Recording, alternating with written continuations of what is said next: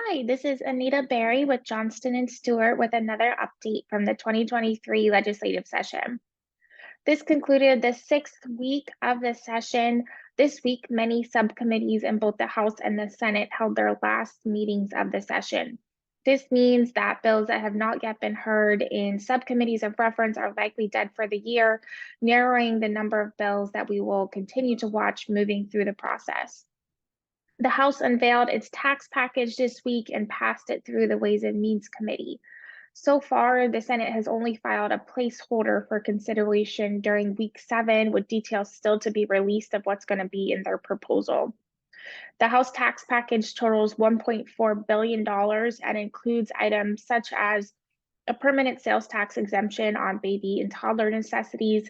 It also includes a 1% cut to the business rent tax and several sales tax holidays, such as a back to school sales tax holiday and Freedom Summer, which creates a tax exemption on the purchase of things like concert tickets or sporting equipment.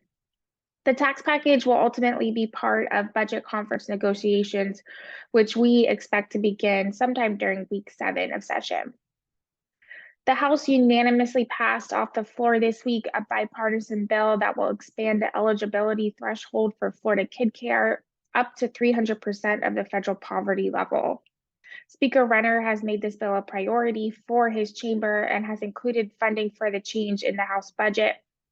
The Senate companion bill is waiting to be heard in its final committee of reference. The House moved House Bill 833 through its second committee of reference this week. The bill seeks to regulate vacation rentals at the state level while keeping intact certain local ordinances, such as Clearwater's, which were passed prior to 2011. The Senate bill by Senator DeSegli is scheduled to be heard in its second committee of reference during week 7. House Bill 1259 passed its second committee of reference this week. This bill would require public schools to share a portion of their district's local sales tax revenues for charter school building costs. The shift would happen over a 5-year period, and the money would be split between charter and public schools based upon the number of students. There is not a straight Senate companion on the bill, although there is similar legislation moving in the upper chamber. The Senate Rules Committee passed Senate Joint Resolution 94 this week, and it will now move to the floor for full consideration.